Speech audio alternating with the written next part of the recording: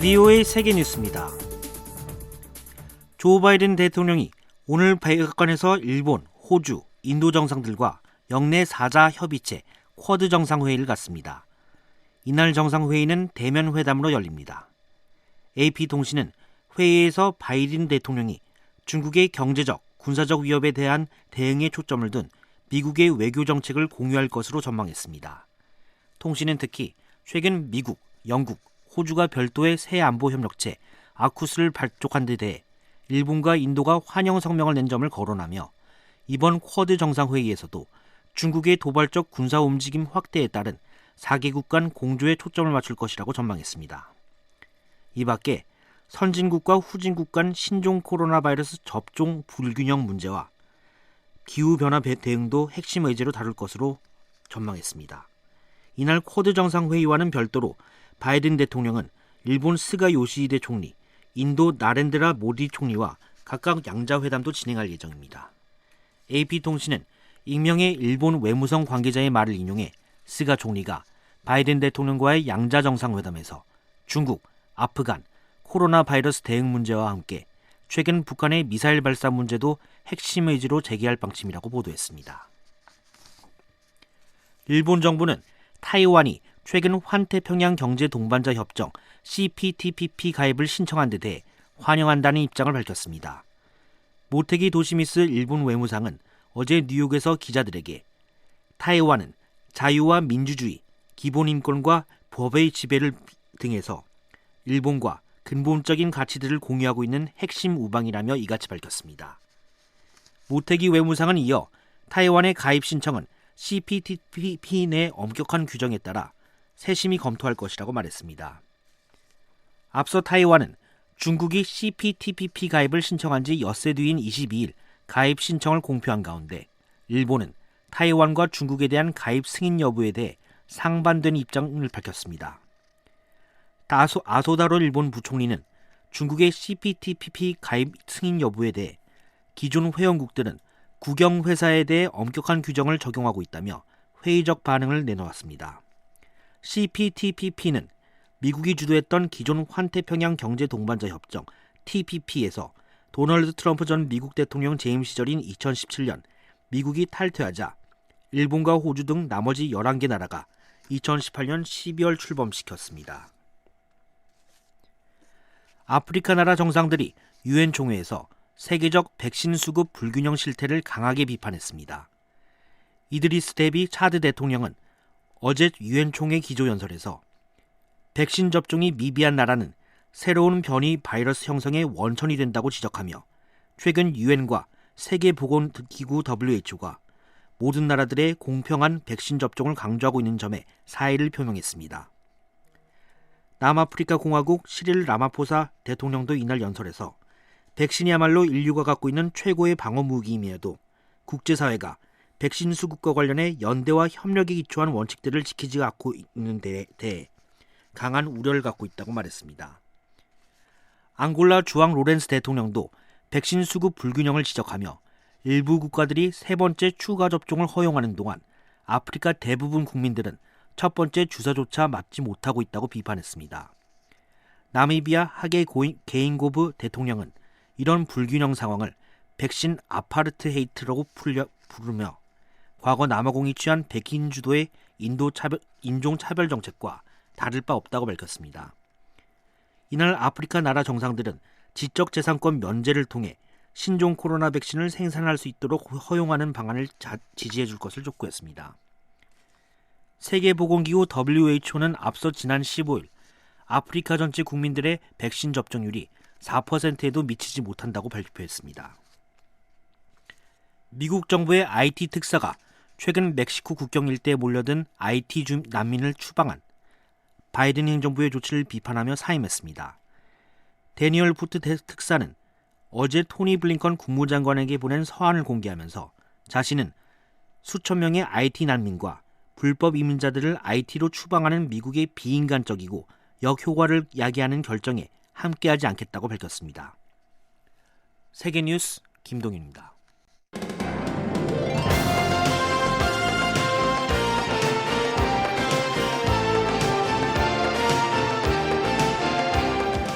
생방송. 여기는 워싱턴입니다. 탈레반 정권 아래서 아프가니스탄 탈출을 시도한 아프간 여자 청소년 축구팀이 포르투갈에 도착했습니다. 카불 공항 인근의 폭탄 테러 등으로 몇 차례 실패를 겪었지만 지난 19일 포르투갈 수도 리스본에 도착해 망명 허가를 받아서 사커볼 작전이 성공했다고 AP통신이 보도했습니다. 14살에서 16살 사이의 소녀 선수 26명과 코치, 또 그들의 가족 등 80명입니다. 이들의 아프간 탈출 성공은 소녀들이 학교에 다니고 또 마음껏 축구할 수 있도록 하려는 국제사회의 노력이 있어서 가능했는데요. 미국의 조지 W. 부시 대통령 시절 백악관에 있었고 또 아프간 특수부대에서 활동했던 로버트 맥크리어리 씨가 이 축구공이라는 뜻의 작정명 사커볼을 주도했습니다. 국제축구연맹 FIFA가 각국 정부에 편지를 보냈습니다. 또 국제정보 전문가, 인도주의 단체, 호주 정부가 항공기를 지원했고요.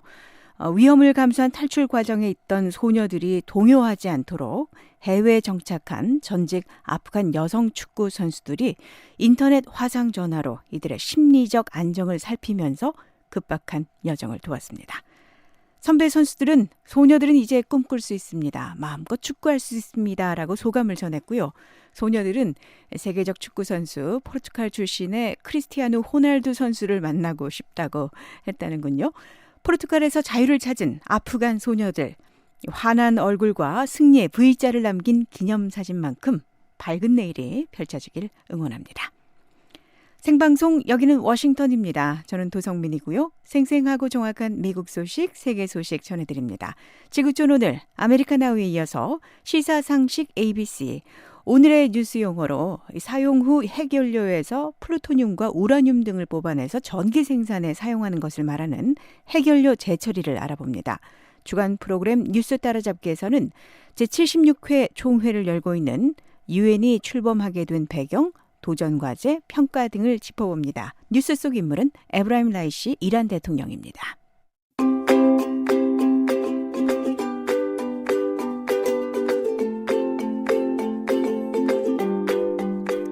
한국기상청이 제공하는 날씨 정보입니다. 9월 25일 토요일 북한은 대체로 흐리고 함흥과 신포는 오후부터 비가 내리고요. 원산, 장전, 김책, 삼전 지역은 오전부터 가끔 비 내립니다. 비의 양은 5에서 20mm 정도입니다.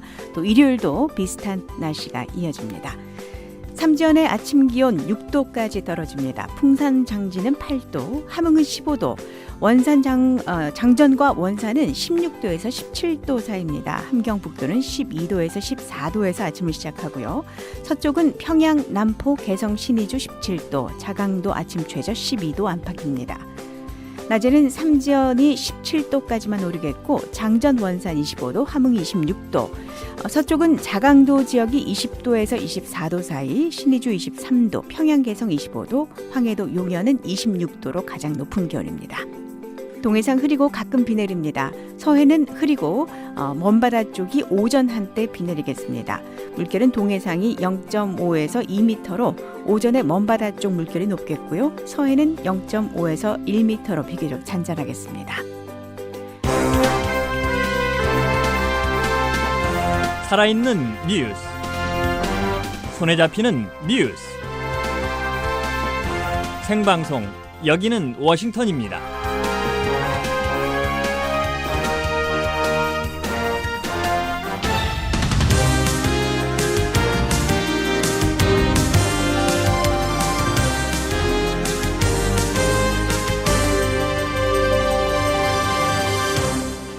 세계 여러 나라의 주요 소식 전해드리는 지구촌 오늘 순서입니다. 지금 이 시각 세계에는 어떤 일들이 일어나고 있을까요?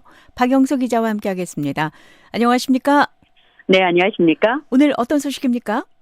네, 독일이 오는 26일에 연방 총선을 치릅니다. 이로써 지난 16년 동안 독일을 이끈 앙겔라 메르켈 총리 시대는 막을 내리게 됐습니다. 중국에 이어서 타이완도 포괄적 점진적 환태평양 경제 동반자 협정 CPTPP 가입을 신청하면서 양안 간에 또다시 긴장이 높아지고 있습니다. 민간인을 겨냥한 미얀마 군부의 공격이 인간성에 반하는 범죄가 될 수 있다고 유엔 인권보고관이 지적한 소식 이어서 전해드리겠습니다. 자, 지구촌 오늘은 먼저 독일부터 가보겠습니다. 자, 총선이 며칠 남지가 않았네요. 네, 독일 연방 총선이 26일로 이틀 앞으로 다가왔습니다. 주요 정당 후보들은 23일에 이 마지막 TV 토론에 나서면서 막판 표심 잡기에 부심하는 모양새입니다. 네, 이번 총선에 이 앙겔라 메르켈 총리는 일찌감치 후보로 나서지 않겠다 이렇게 선언했죠. 네, 메르켈 총리는 이미 지난 2018년에 다음 총선에 출마하지 않겠다고 일찌감치 선언했었습니다. 메르켈 총리는 지난 2005년부터 지금까지 독일을 이끌어 왔는데요. 그러니까 이번 총선은 이 16년 만에 독일을 이끌어 나갈 새로운 얼굴을 뽑는 중요한 선거로서 국제사회 이목에 집중되고 있습니다. 네, 자, 어떤 후보들이 나서고 있는지 살펴보겠습니다. 네, 이번 총선에는 여러 명의 후보들이 도전하고 있는데요. 하지만 유력한 후보는 3명으로 모아지고 있습니다. 앙겔라 메르켈 총리가 이끄는 집권 기독민주-기독사회연합, 흔히 줄여서 기민기사연합이라고 하는데요.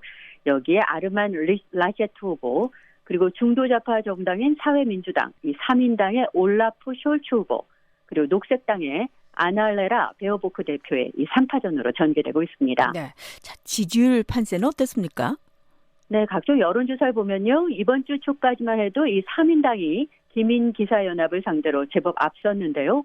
하지만 총선일이 가까워지면서 기민기사연합이 차이를 많이 좁히고 있습니다. 독일 공영방송인 GDF가 23일 발표한 바에 따르면 3인당이 25%, 기민기사연합이 23%, 그리고 녹색당이 16.5% 순으로 이어지고 있습니다. 예, 2%포인트 차면은 그야말로 박빙의 승부가 나겠군요. 네, 어느 당도 특히 아직 30%를 넘지 못하고 있는 상황인데요. 여기에 지지정당을 아직 정하지 못했다는 부동층도 20%가 넘어서 막판 뚜껑을 열어봐야 알 수 있다는 분석입니다. 예, 자, 세 정당이 크게 어떤 점이 다른 겁니까? 네, 우선 기민기사연합은 이 독일을 대표하는 전통적인 보수 우파 정당입니다. 기민당은 전국적인 정당이고요. 이 기사당은 독일 바이에른 지역을 중심으로 한 기민당 자매 정당입니다. 3인당은 중도 좌파로 주로 3, 4위 정당이지만 메르켈 정부가 출범한 이래 소수 정당으로서 연립 정부에 참여하면서 입지를 넓혀왔습니다. 그리고 녹색당은 이 환경과 인권을 내세우는 정당인데요. 이번 총선에서 선전하고 있습니다. 네. 자, 그런데 최근 여론조사에서는 이 3인당이 줄곧 두각을 나타내고 있군요. 네, 특히 3인당에서 이번에 단독으로 총리 후보로 내세운 숄츠 후보는 현재 이 메르켈 내각의 부총리 겸 재무장관으로 대중적인 지지도가 꽤 높습니다. 숄츠 후보는 초반 유세 기간에는 메르켈 총리 후계자라고 부각하는 모습이었는데요. 하지만 최근에는 거리를 두는 모양새입니다. 3인당이 공약으로 내세우고 있는 이 부자세라든지 최저시급 등이 유권자들에게 다가가고 있다는 분석이 나오고 있습니다. 네. 자, 그러면 이 메르켈 총리의 기민기사연합이 미는 후보는 어떻습니까? 네, 라셰트 후보는 통상 집권당 후보의 후광을 누리지 못하고 고전하는 양상입니다. 기민기사연합이 후보 단일화를 위해서 당내에 경선하는 과정에서 여러 잡음이 노출되기도 했는데요. 여기에다가 지난 7월 중순에 독일의 대홍수 사태 당시에 라셰트 후보의 대응 모습이 언론에 부정적으로 비치면서 지지율이 크게 하락했습니다. 네. 자, 녹색당의 선전도 주목해봐야겠죠? 네, 녹색당은 최근 전 세계 주요 현안인 기후변화 또 환경 문제들을 앞세워서 표심 공략에 나서고 있는데요. 독일의 정치 구조상 이번 총선에서도 단독 정부 구성은 어려울 전망이고요. 그렇게 되면 여러 정당이 함께하는 연립정부 구성은 불가피할 걸로 보입니다. 그럴 경우에 지금 3위를 달리고 있는 이 녹색당은 어떤 형태로든지 새 정부에서 주요 역할을 맡을 공산이 큽니다. 네, 독일의 선거 과정은 어떻습니까? 총선을 치르고 나면은 바로 차기 총리가 정해지는 겁니까? 그건 아닙니다. 이 과반 의석을 확보한 정당이 없으면 연립정부를 구성해야 하는데요. 연정에 참여한 정당들이 총리감에 동의하고 또 의회가 선출해야 하기 때문에 메르켈 총리의 후계자 윤곽이 드러나기까지는 다소 시간이 걸릴 전망입니다. 만일 3인당이 이번 총선에서 1위를 차지해서 3인당을 중심으로 연정이 꾸려지고 숄츠 후보가 총리가 되면 독일에는 16년 만에 좌파 정당 총리가 탄생하는 셈입니다. 자, 지구촌 오늘 다음 소식입니다. 중국과 타이완입니다. 중국과 타이완이 다자간 자유무역협정 가입을 놓고 새로운 갈등을 벌이고 있다는 소식이죠? 네, 중국이 지난주에 이 포괄적 점진적 환태평양 경제 동반자 협정, 영어로 CPTPP라고 하는데요. 여기에 참가하겠다고 공식 신청했습니다. 그런데 이번 주에 타이완도 CPTPP 가입을 신청하면서 양안 간의 긴장이 또 높아지고 있습니다. 네, 이게 뉴스의 그 용어네요, 요즘에. 포괄적 점진적 환태평양 경제 동반자 협정 CPTPP. 이게 바로 다자간 경제 협력체인 거죠? 네, 그렇습니다. 이 CPTPP의 뿌리는 바락 오바마 전 미국 행정부가 주도했던 환태평양 경제 동반자 협정 TPP에 있는데요. 당초 미국, 일본, 호주 등 이 아시아 태평양 지역 12개 나라의 자유로운 무역 활성화를 목적으로 출범한 다자간 경제 협력체입니다. 하지만 도널드 트럼프 미국 행정부가 들어서면서 미국은 이 TPP에서 탈퇴했고요. 이후에 일본과 호주 등이 중심이 돼서 11개 나라가 참여하는 CPTPP로 대체됐습니다. 네, 그런데 중국이 지금 이 CPTPP에 관심을 있는 거네요. 네, 그렇습니다. 중국은 당초에 미국 주도의 TPP가 자국을 고립시킬 수 있다고 경계하면서 동남아시아 국가들을 중심으로 한 또 다른 다자 경제 공동체 영내 포괄적 동반자 협정 RCEP 출범을 적극적으로 성사시켰는데요. 하지만 이후에 시진핑 중국 국가주석은 이 CPTPP 가입도 긍정적으로 생각한다고 공공연히 말해왔습니다. 이에 대해서 일각에서는 중국이 미국이 이탈한 CPTPP에서 영향력을 키우려 한다는 것으로 관측을 내놨습니다. 네, 그리고 타이완도 이 CPTPP 가입을 신청한 거고요. 네, 타이완은 22일에 CPTPP 협정의 사무국 역할을 하고 있는 뉴질랜드에 정식으로 신청서를 제출했다고 발표했습니다. 타이완 외교부는 23일 성명을 내고 중국은 국제 무대에서 항상 타이완을 따돌리려 한다면서 중국이 먼저 CPTPP에 가입하면 타이완에는 위협이 된다고 주장했습니다. 타이완 외교부는 또 타이완의 가입 여부를 두고 중국이 참견할 권리는 없다고 강조했습니다. 네. 자, 중국은 왜 타이완의 가입 신청에 대해 반발하고 있는 걸까? 이 생각하게 됩니다. 네, 중국은 타이완을 이탈한 하나의 성으로 간주하고 있죠. 중국은 이 국제사회에 하나의 중국 원칙을 내세우면서 타이완에 대한 어떤 공식적인 인정도 해서는 안 된다고 주장하고 있는데요. 자오리젠 중국 외교부 대변인은 23일 정례 브리핑에서 타이완은 나눌 수 없는 중국의 일부이고 하나의 중국 원칙은 공인된 국제관계 준칙이라고 거듭 주장했습니다. 네, 이런 이유로 타이완이 대부분의 국제기구에 가입을 하지 못하고 있는 거죠. 네, 유엔을 비롯해서 대다수 국제기구에서 정식 회원 자격을 얻지 못하고 있고요. 현재는 세계무역기구 WTO와 아시아 태평양 경제협력체 APEC 등 일부 기구에만 회원으로 가입돼 있습니다. 타이완은 유엔 산하 세계보건기구 가입도 원하고 있는데요. 하지만 중국의 반대로 아직까지 업저버 자격으로 활동하고 있습니다. 네, 자, CPTPP 가입 신청을 한 후에는 어떻게 되는 겁니까? 네, 11개 회원국 전체가 찬성해야 회원국이 될 수 있는데요. 하지만 일각에서는 타이완은 물론이고 중국도 실제로 가입이 성사되긴 어려울 거라는 관측이 나오고 있습니다. 왜 그렇습니까? 네, 우선 CPTPP 협정 내용의 상당수가 다자간 자유무역 경험이 적은 중국이 수용하고 이행하는 데는 어려움이 있을 거라는 분석입니다. 또 CPTPP의 모태인 TPP 탄생 자체가 미국과 일본을 중심으로 중국을 견제하기 위한 성격이 짙었고요. 또 여기에 미국이 빠져나간 이후 CPTPP를 주도하고 있는 일본과 호주 등 중국과 갈등의 골이 깊은 나라가 여럿 있는 것도 중국에는 걸림돌이 될 전망입니다. 한편 조 바이든 미국 행정부는 이 CPTPP에 복귀할 움직임을 보이고 있습니다. 네, 이런 가운데 또 중국이 타이완에 대한 무력 행사에 나섰다고요? 네. 중국이 23일 또다시 타이완 방공식별구역에서 대규모 공중 무력 시위를 벌였습니다. 타이완 공군은 중국 군용기 24대가 방공식별구역에 들어와서 초계기 등을 출격시켜서 대응했다고 밝혔는데요.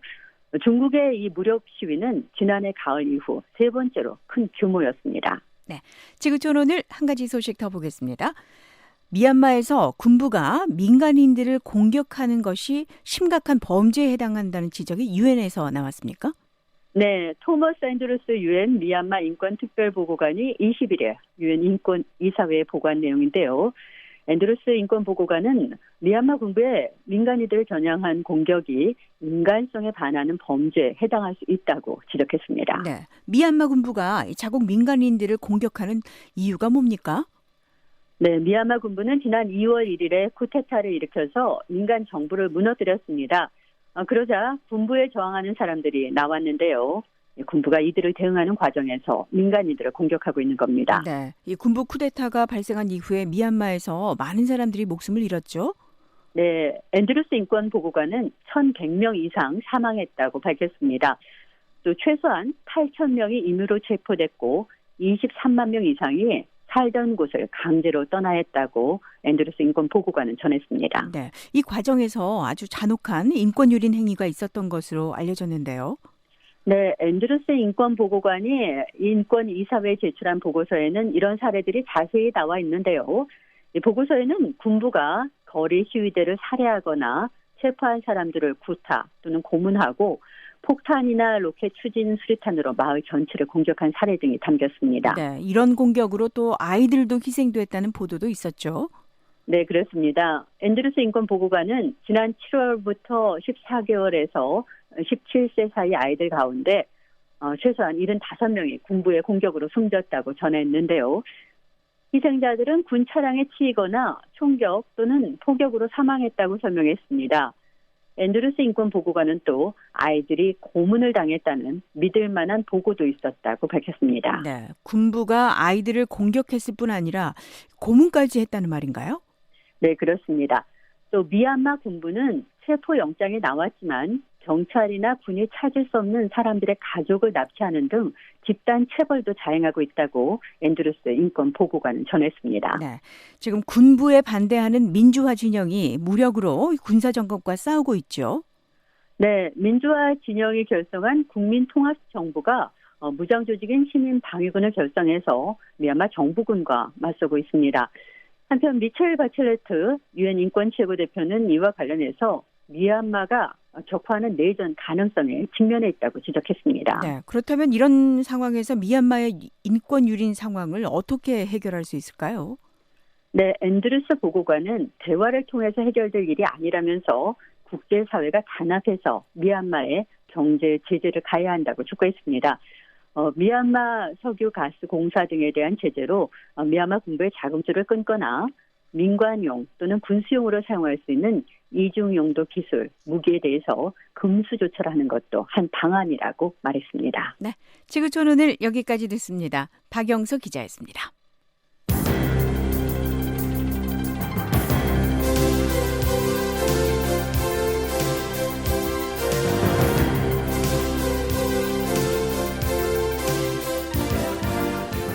생방송 여기는 워싱턴입니다. 이번에는 생생한 미국 뉴스 전해드리는 아메리카나우 순서입니다. 김현숙 기자와 함께합니다. 어서 오십시오.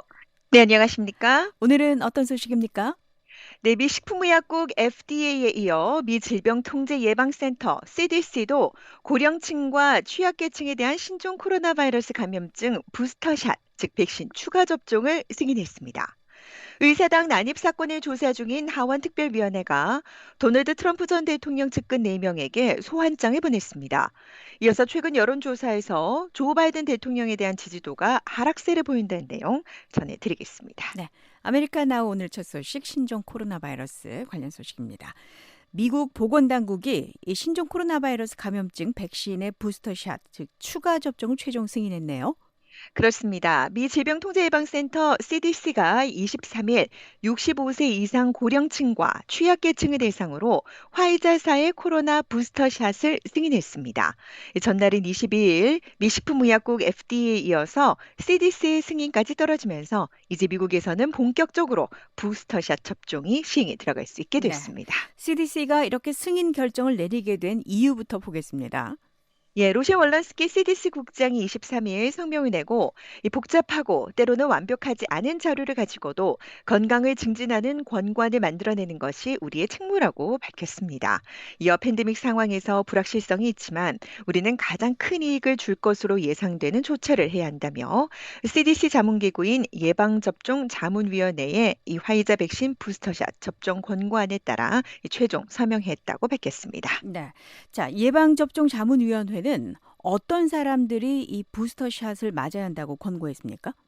네, 자문에는 앞서 65세 이상 고령자와 요양시설 거주자, 그리고 기저질환이 있는 50세에서 64세에 이제 부스터샷을 접종하도록 권고하면서 그보다 젊은 18세에서 49세도 기저질환이 있고 본인이 원한다면 부스터샷을 맞을 수 있도록 했습니다. 네. 자, 그러면 월런스키 국장이 자문위의 권고를 모두 받아들인 겁니까? 그건 아닙니다. 자문위는 앞서 의료계나 코로나 바이러스에 노출될 위험이 높은 직종에 종사하는 18세에서 64세에 대해서는 접종 반대 결정을 내렸었는데요. 월런스키 국장은 이를 뒤집고 부스터샷이 가능하도록 했습니다. 그러니까 월런스키 국장의 결정은 전날 FDA에서 승인한 접종 대상과 일치하는 건데요. 미 언론은 CDC가 자문위의 권고를 그대로 수용하지 않은 건 이례적인 일이라고 평가하고 있습니다. 네. 자, 코로나 바이러스에 노출된 위험이 많은 사람들, 그럼 누구가 해당이 될까요? 네, 코로나 방역 일선에서 일하는 사람들, 그러니까 의료계나 노인시설 종사자들이 여기에 해당하고요. 교사들도 포함됩니다. 또 교도소나 노숙인 보호소와 같이 코로나 감염 위험에 노출된 시설에 거주하는 사람들도 부스터샷 접종이 가능해집니다. 네. 자, 그러니까 이제 미국에서는 65세 이상 노인을 비롯해서 면역에 취약한 계층이라면 나이에 상관없이 이 부스터샷 접종이 가능한 거네요. 맞습니다. 이 대상군에 포함된 사람들은 화이자 2차 접종까지 마친 후 최소한 6개월이 지나면 부스터샷을 맞을 수가 있는데요. CDC는 이번 권고에 해당하는 인구는 65세 이상 노인 1,300만 명을 포함해서 2,600만 명에 달한다고 밝혔습니다. 네. 자, 미국의 지금까지의 코로나 접종률은 어느 정도가 됩니까? 네, 미국 전체 인구의 약 55%가 2차 접종까지 모두 마쳤습니다. 인구수로 따지면 1억 8천만 명이 좀 넘는 건데요. 이 따라서 부스터샷 접종이 중대한 변화를 가져올 것이란 반응과 함께 회의적인 반응도 있습니다. 일부 전문가들은 아직 백신이 맞지 않은 사람들로 인해서 바이러스가 확산하고 있고 병상이 환자들로 넘쳐나는 상황에서 부스터샷 접종은 팬데믹 종식에 큰 도움을 줄 수 없을 것으로 보고 있습니다. 네. 당초 조 바이든 대통령은 18세 이상 모든 미국인에게 부스터샷을 맞도록 하겠다. 이런 계획 아니었습니까? 맞습니다. 20일 주간부터 전 국민을 대상으로 화이자와 모더나 백신 부스터샷 접종에 들어가겠다고 앞서 밝힌 바 있는데요. 하지만 여기에 대한 논란도 있었습니다. 면역력이 약한 노인이나 기저질환자에게는 부스터샷이 도움이 되겠지만 건강한 사람에게 부스터샷이 필요한지는 분명하지 않다는 지적이었는데요. 젊은 층은 오히려 부작용 위험이 더 높을 수 있다는 우려도 있었습니다. 네. 그리고 결과적으로 대통령의 계획은 차질을 빚게 됐네요. 예, 하지만 부스터샷 접종 대상이 더 확대될 가능성도 있는데요. CDC 자문위는 더 많은 사람에게 부스터샷이 필요하다는 증거가 확보되면 권고 내용이 바뀔 수도 있다고 강조했습니다. 또 모더나사도 FDA에 부스터샷 긴급 사용 승인 신청을 해놨기 때문에 FDA 승인이 나면 모더나 백신 접종자도 부스터샷을 맞을 수 있게 됩니다. 네. 이 코로나 부스터샷 시행에 들어가는 나라가 미국이 처음인가요? 아닙니다. 이스라엘과 영국은 이미 부스터샷 접종을 시작했습니다. 여기에 대해서도 비판이 있는데요. 부유한 선진국들이 부스터샷을 접종할 경우 개발도상국의 접종 속도가 느려져서 이 코로나 팬데믹 종결이 늦어질 거라는 지적입니다. 하지만 월런스키 국장은 이날 23일 회의에서 이 미국과 전 세계의 최우선 목표는 여전히 백신을 맞지 않은 사람들에게 접종을 하는 것이라고 강조했습니다. 아메리카 나우 다음 소식입니다. 도널드 트럼프 전 대통령의 측근들이 의회에 불려나가게 됐군요. 예, 올해 1월 6일 발생한 의사당 난입 사태를 조사하는 하원 특별위원회가 23일 트럼프 전 대통령 측근 4명에게 소환장을 보냈습니다. 민주당 소속인 베니 톰슨 특위위원장은 이들에게 보낸 소환장에서 특별위원회는 난입 사태에 대한 사실과 정황 그리고 원인에 대해 조사 중이라고 밝히고 의회에 자료를 제출하는 한편 10월 중순에 의회에 출석해 줄 것을 요구했습니다. 네. 소환 대상이 구체적으로 누굽니까? 마크 메도스 전 백악관 비서실장과 트럼프 전 대통령의 최측근이었던 스티브 배넌 전 백악관 수석 전략가, 또 댄 스케비노 전 백악관 소셜미디어 담당국장과 캐시 파텔 전 국방부 관리가 포함됐습니다. 이 톰슨 위원장은 소환장에서 이 네 사람은 의사당 난입 사태 촉발과 관련한 정보를 갖고 있는 것으로 위원회는 믿고 있다고 밝혔습니다. 네. 이 4명에게 구체적으로 어떤 정보가 있다고 보는 걸까요? 네, 우선 배넌 전 전략가의 소환장에는 의사당 난입 사태 전날인 지난 1월 5일 팟캐스트를 통해 내일 모든 지옥이 무너져 내릴 것이라고 예측한 내용과 이 난입 사태 한 주 전 트럼프 전 대통령과 나눈 대화에서 1월 6일에 집중하라고 언급한 내용이 포함되어 있습니다. 네. 다른 사람들에게는 어떤 정황이 포착됐습니까?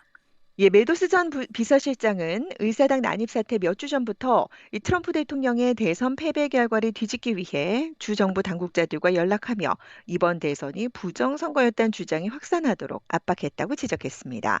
위원회는 또 메도우 전 비서실장이 1월 6일 당일 트럼프 전 대통령과 나눈 대화도 확보했으며 메도우 전 비서실장이 선거 부정과 관련해 법무부에 조사를 요청한 사안에 대해서도 들여다볼 수 있다고 밝혔습니다. 네. 다른 두 사람은 어떻습니까?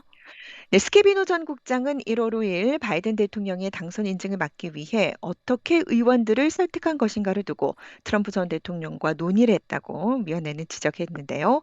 1월 6일 백악관에서 나온 트위터 메시지와 또 관련된 자료가 있다는 점도 이 소환 이유가 됐다고 설명했습니다. 또 파텔 씨는 이 난입 사태 당일 메도스 전 비서실장과 끊임없이 통화를 했다고 지적했습니다. 네. 자, 특별위원회가 이렇게 소환장을 발부하게 됐다는 거, 조사에 진전이 있다고 봐야겠군요. 맞습니다. 이 민주당이 주도로 구성된 조사특별위원회는 지난 7월 첫 청문회를 열고 본격적인 조사에 돌입했는데요. 그간 연방기관과 소셜미디어 기업들로부터 입수한 수천 건의 문건 검토를 한 이후 이제 관련자들이 직접 면담하는 단계에 오게 된 겁니다.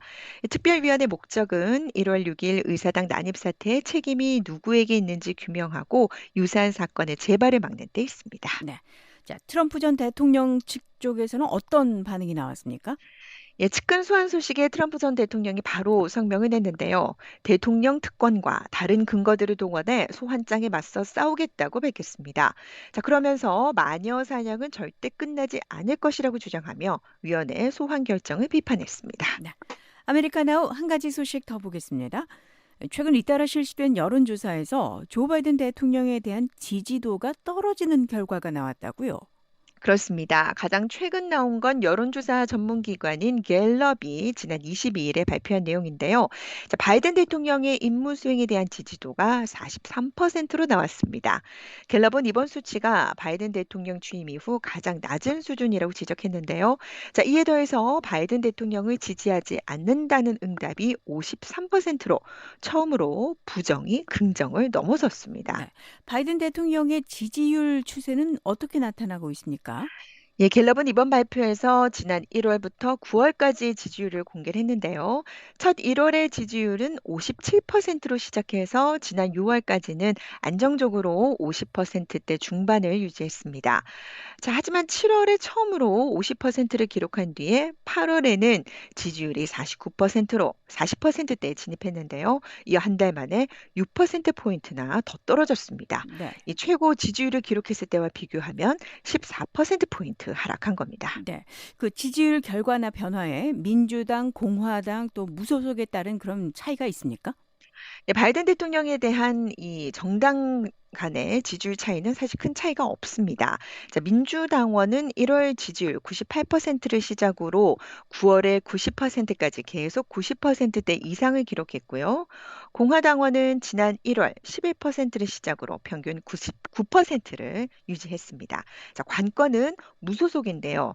1월의 지지율 61%로 최고점을 찍은 뒤에 대부분 하락세를 이어갔고 9월에는 지지율이 37%로 찍게 되면서 무려 24%포인트나 하락했습니다. 예. 자, 전임 대통령들과도 비교를 하게 되죠. 그 지지율 수준이 어느 수준입니까? 비교해 보면. 예, 갤럽은 이 바이든 대통령을 포함해서 빌 클린턴 전 대통령까지 4명의 전임 대통령과의 첫 임기 그 9월에 이제 9달의 지지율을 비교를 했는데요. 이 바락 오바마 대통령이 첫 임기 9월에 나타난 지지율이 52%로 가장 높았고 이후 조지 W 부시 전 대통령이 51%, 빌 클린턴 전 대통령은 47%로 그 뒤를 이었습니다. 바이든 대통령은 43%로 4위고요. 도널드 트럼프 전 대통령의 9월 지지율이 37%로 가장 낮았습니다. 네. 이제 앞선 여론조사에서도 바이든 대통령의 지지율이 비슷하게 나타났나요?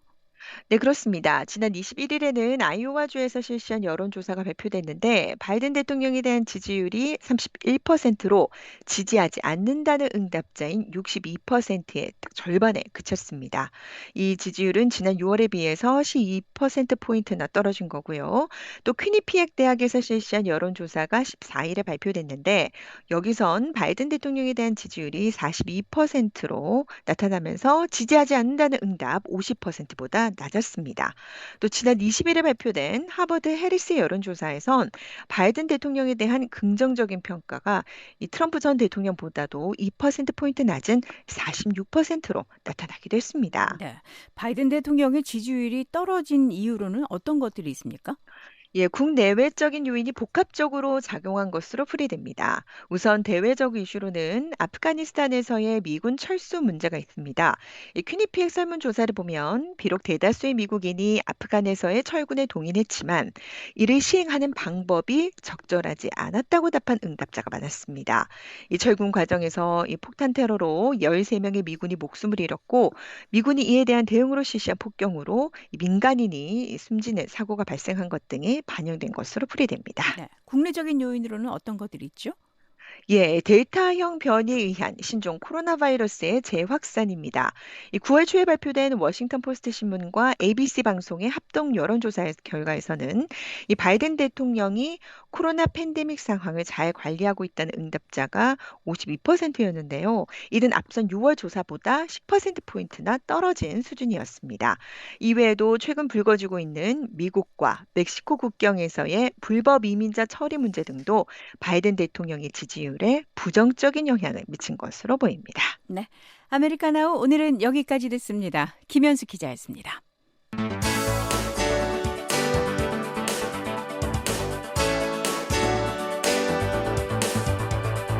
미국의 북한 전문 매체인 38노스가 북한이 영변 핵시설에 핵연료를 재처리했을 가능성을 시사했습니다. 38노스는 영변 시설 내 화력발전소 가동이 핵연료 재처리로 이어졌을 가능성이 있다고 지적했는데요. 시사상식 ABC, 오늘은 핵연료 재처리에 관해서 알아보겠습니다. 김정우 기자입니다.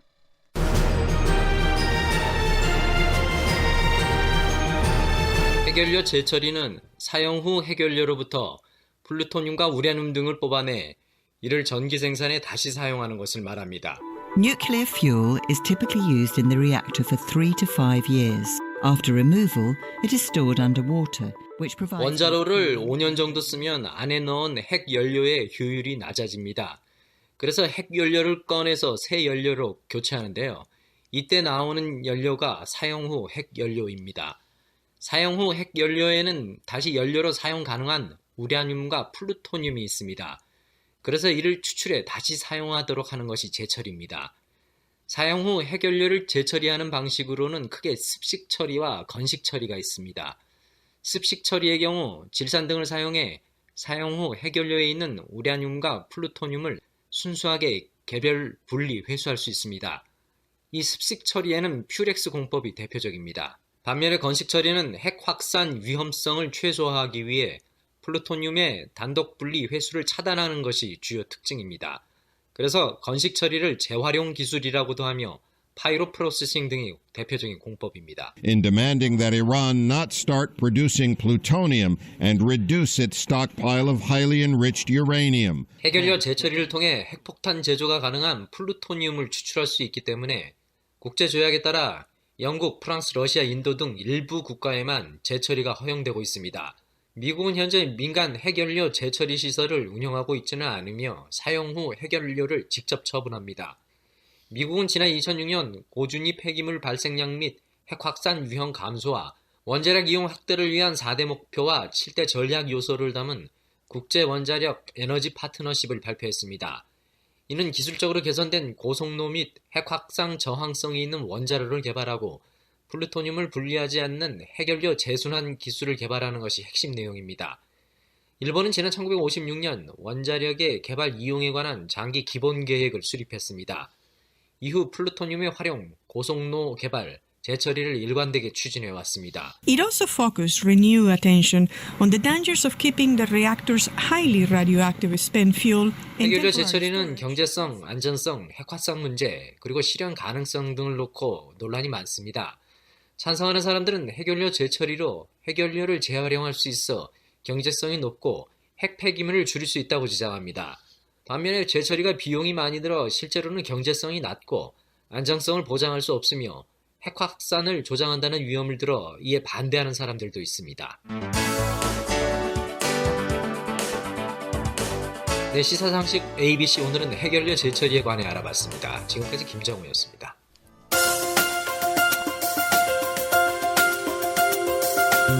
이번에는 뉴스의 배경과 관련 용어를 설명해드리는 뉴스 따라잡기 순서입니다. 제76차 유엔 총회가 미국 뉴욕 유엔 본부에서 열리고 있습니다. 지난해에는 신종 코로나 바이러스 여파로 사상 처음으로 화상으로 진행됐지만 올해는 대면 회의와 화상 회의를 병행하고 있습니다. 굵직한 국제 현안이 산적한 가운데 여러 정상들은 유엔을 중심으로 국제사회 단합을 촉구하고 있는데요. 뉴스 따라잡기, 오늘은 유엔의 출범 배경과 도전 과제, 평가 등을 짚어보겠습니다. 박영서 기자입니다. 유엔의 탄생. 인류 역사상 가장 많은 인명과 재산 피해를 남긴 전쟁인 2차 세계대전, 유나이티드 네이션스, 즉 유엔은 바로 2차 세계대전의 잿더미 속에서 탄생했습니다. 2차 대전이 막바지에 치닫던 1945년 4월 미국 서부 샌프란시스코에서 국제기구에 관한 연합국 회의가 열리고 미국, 영국, 중국, 구소련 등 50개국이 유엔 헌장을 작성하면서 국제연합기구에 대한 본격적인 논의에 들어가 있습니다. 그리고 그해 10월 24일 20개국 대표들이 유엔 헌장을 비준하면서 국제연합 유엔이 공식 출범하게 됩니다. 유엔이 창설될 당시만 해도 회원국들은 과연 전 세계 나라들이 연합하는 기구를 만들 수 있을까라는 의문을 품고 있었다고 합니다. 하지만 당시 미국의 해리 트루먼 대통령이 나서서 회원국들을 설득했는데요. 트루먼 대통령은 전쟁을 끝내는 방법을 모색하겠다는 확고부동한 신념 아래 서로의 다름은 문제가 되지 않는다고 강조한 겁니다. 이로써 유엔은 국제 평화와 안전 유지, 국제 분쟁 해결, 인권과 자유 수호를 위한 국제 협력을 목표로 삼고 활동을 시작하게 됐는데요. 현재는 미국 동부 대도시인 뉴욕에 본부를 두고 193개 회원국을 가진 세계 최대 규모의 국제기구로 성장했습니다. 유엔의 조직. 유엔은 여러 조직과 산하기관으로 구성되어 있습니다. 우선 유엔의 주요 조직으로는 6개 기관을 들 수 있는데요. 먼저 유엔 총회는 중추심의기관으로 모든 회원국으로 구성되며 각 회원국은 1개의 투표권을 가집니다. 그리고 유엔 헌장에 따라 국제 평화와 안전 유지에 1차적인 책임을 갖는 안전보장이사회는 미국과 영국, 프랑스, 중국, 러시아 이렇게 5개의 상임이사국과 2년 임기에 10개 비상임이사국으로 구성됩니다. 이 밖에 경제사회이사회, 신탁통치이사회, 국제사법재판소, 마지막으로 사무국을 들 수 있습니다. 그리고 각 조직 아래의 산하기관인 보조기구와 전문기구 또 독립기구도 운영하고 있는데요. 유엔 난민기구나 유엔 아동기금, 세계식량계획 등은 유엔 총회 산하기구로 이런 보조기구와 전문기구 숫자는 수십 개에 이릅니다. 유엔의 중추 역할을 하는 총회. 모든 유엔 회원국으로 구성된 유엔 총회는 유엔의 여러 조직 가운데서도 가장 중요하다고 할 수 있습니다. 유엔 총회는 매년 9월에 시작해서 통상 12월 중순까지 계속되는데요. 올해는 9월 14일에 개막해서 21일부터는 전체 회원국 정상들과 대표들이 참가하는 일반 토론이 진행되고 있습니다. 총회의 가장 중요한 기능이라면 유엔 설립의 목적인 국제 평화와 안전 유지 임무인데요.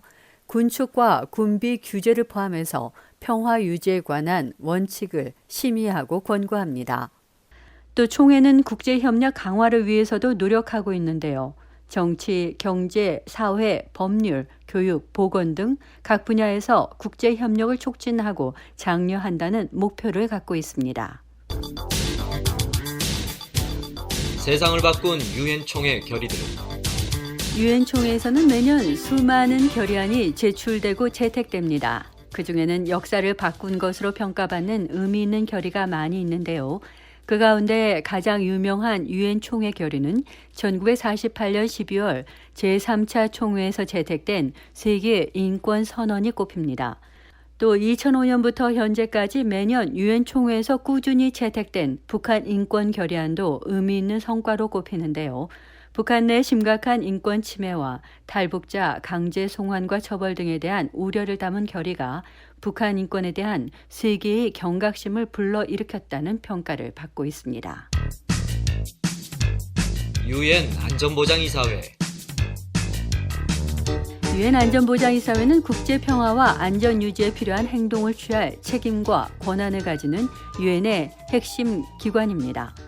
미국과 중국, 러시아, 영국, 프랑스로 구성된 5개 상임이사국과 10개의 비상임이사국으로 구성되는데요. 임기 2년의 비상임이사국은 매년 유엔 총회에서 5개 나라씩 선출됩니다. 안보리는 국제 분쟁 조정과 해결 권고, 평화 유지를 위한 경제, 군사적 강제 조치 집행, 신탁 통치와 군비 통제안 수립 등에 집중된 권한을 갖습니다. 5개의 상임이사국을 모두 포함해서 9개 나라 이상의 찬성을 통해 의사 결정이 이루어집니다. 유엔 안보리 조치는 크게 결의, 의장 성명, 언론 성명으로 나뉩니다. 먼저 결의는 가장 강력한 구속력을 갖는 조치인데요.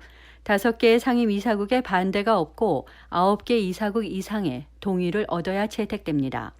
의장 성명은 결의보다 한 단계 낮은 형태인데요. 5개 상임 이사국의 반대가 없을 경우 전체 이사국들이 과반수 동의에도 채택은 가능하지만 법적인 구속력은 없습니다. 언론 성명은 안보리가 취할 수 있는 가장 낮은 단계의 조처로 언론을 대상으로 성명서 형태가 아니라 구두로 발표하는 형식입니다. 유엔의 과제. 유엔은 이렇듯 국제사회에서 중요한 역할을 해오고 있지만 개혁이 필요하다는 목소리 또한 나오고 있습니다. 전문가들은 특히 유엔 안전보장이사회에 대한 개혁을 촉구하고 있는데요. 유엔 안전보장이사회에서 유일하게 거부권을 갖는 5개 상임이사국은 1945년 창설 당시 지정된 나라들로서 70년이 지난 현재 더 이상 국제사회에서 가장 영향력 있는 나라들을 대표하지 않는다는 겁니다. 따라서 시대의 변화에 맞게 유엔도 변화해야 한다는 주장이 끊임없이 제기되고 있습니다. 최근 뉴스의 화제 인물을 소개하는 뉴스 속 인물 시간입니다. 오늘 주인공은 이번 주 유엔 총회 화상 연설을 통해 국제 무대에 첫 등장한 에브라임 라이시 이란 대통령입니다. 에브라임 라이시 이란 대통령은 1960년 이란 제2의 도시이자 시아파 최고 성지 하나인 마슈하드에서 태어났습니다. 라이시 대통령의 아버지는 성직자였지만 그가 5살 때 사망했고요. 라이시 대통령은 아버지의 뒤를 따라서 15살 때 이란의 주요 성지인 콤에 있는 신학교에 들어갔습니다. 1979년 이란에서 이슬람 원리주의 성직자인 루홀라 호메니가 이끄는 이슬람 혁명 시위가 발발했는데요. 라이시 대통령은 당시 학생 신분으로 시위에 가담해서 시아파 지도부의 눈에 들었습니다. 이슬람 혁명 후 그는 훗날 대통령과 이란의 최고 지도자가 되는 아야톨라 알리 하메네이로부터 훈련을 받는 한편 사법부에서 잔뼈가 굵었습니다. 불과 25살 때 테헤란 검찰청 차장 검사직에 오른 그는 검사장, 검찰총장 등을 거쳐서 2019년에 이란 사법부 수장이 됐습니다. 라이시 대통령은 특히 1988년에 설치된 특별법정 소속 판사 4명 중 1명이었는데요. 이 특별법정은 이란 정부가 반체제 인사들에 대한 비공개 재판 후에 사형을 집행해서 이른바 죽음의 위원회로 불리는 곳입니다. 이 비밀법정에서 얼마나 많은 사람이 사형을 선고받고 처형됐는지 정확하게 알 수 없는데요. 하지만 인권단체들은 적어도 5천 명 이상 처형됐고 알려지지 않은 곳에 집단 매장된 걸로 보고 있습니다. 라이시 대통령은 2009년 마무드 아마디네자드 대통령 부정선거 의혹에 항의하는 반정부 시위가 벌어졌을 때도 유혈 진압을 주도한 걸로 알려져 있습니다. 도널드 트럼프 행정부는 지난 2019년에 다른 이란 고위 공직자들과 함께 인권 탄압 등을 이유로 라이시 대통령을 제재 명단에 올린 바 있습니다. 독실한 이슬람 원리주의자로 늘 검은 옷과 검은 터번을 두르고 다니는 그는 이슬람교 창시자인 무함마드의 후손이기도 합니다. 특히 현재 이란의 절대 권력을 가지고 있는 아야톨라 알리 하메네이 최고 지도자의 측근으로 일각에서는 하메네이 사후 가장 유력한 후계자 후보로 꼽고 있는데요. 초강경 보수 성향의 라이시 대통령의 등장으로 향후 이란 정국과 국제 정세 판도에 작지 않은 파장이 예상됩니다. 네, 뉴스 따라듣기 오늘은 유엔에 대해서 알아봤고요. 뉴스 속 인물로 에브라임 라이시 이란 대통령에 대해서 살펴봤습니다. 지금까지 박영서였습니다. 생방송 여기는 워싱턴입니다. 계속해서 회화와 문법을 동시에 공부하는 Everyday English, VOA 매일 영어가 이어집니다.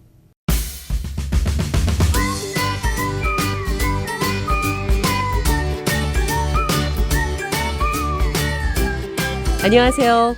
회화와 문법을 동시에 공부하는 Everyday English, VOA 매일 영어 진행의 이은경입니다. 오늘은 명사의 불규칙 복수형에 대해 알아보도록 하겠습니다. 자료를 뜻하는 데이터의 복수형은 뭘까요? 데이터스일까요? 데이터는 이론을 세우는 데 기초가 되는 사실, 자료를 뜻하는 단어입니다. 데이터 자체가 복수형입니다. 단수는 데이텀이죠. 미디엄, 매체가 여러 개일 때는 미디어, 매체들이 됩니다. 대화 먼저 들어보겠습니다. I heard you got a job at the New York Times. Yeah, I'm glad to be working in mass media. But newspapers are a dying medium, aren't they? Hey, I hope not. I'm writing a blog for them. I heard you got a job at the New York Times. 뉴욕타임즈에서 일자리를 잡았다고 들었어요. Yeah, I'm glad to be working in mass media. 네, 대중매체에서 일하게 돼 기쁩니다. But newspapers are a dying medium, aren't they? 그러나 신문은 죽어가는 매체죠. 그렇지 않나요? Hey, I hope not. I'm writing a blog for them. 그게 아니길 바래요. 나는 거기에 블로그, 글을 쓰고 있어요. 영어의 명사를 여러 개로 표시하는 복수 형태로 만들려면 보통 뒤에 s를 붙이면 됩니다. book, 책이 여러 권일 땐 books, BOOKS로 쓰는 것처럼요. 그런데 이 규칙이 통하지 않고 불규칙 복수형을 가진 단어들이 있습니다. mouse, 쥐가 여러 마리일 땐 뒤에 s가 더 붙는 게 아니라 mice, MICE가 됩니다. 그리고 child, 아이, 자녀의 복수형은 children이 됩니다. 불규칙 복수형이 있는 이유는 영어가 다른 언어에서 단어들을 많이 차용해서 썼기 때문입니다. 일부 단어들은 원래 언어에서 복수형을 따르는 규칙을 따르는 거죠. 고대 영어에서 유래한 child, 아이, 자녀는 복수형의 children, 아이들, 자녀들이 되고 ox, 황소의 복수는 oxen, OXEN, 황소들이 됩니다. 예를 들어 독일에서 온 man, 사람, 남자의 복수형은 MEN이 되고요. woman, 여자를 복수로 표현할 때는 women, WOMEN이 됩니다. goose, 거위의 복수는 geese, G-E-E-S, 거위들입니다. Man, men. Woman, women. Goose, geese. Some come from Old English. Child, children. Ox, oxen. And others come from Greek and Latin. Datum, data. Medium, media.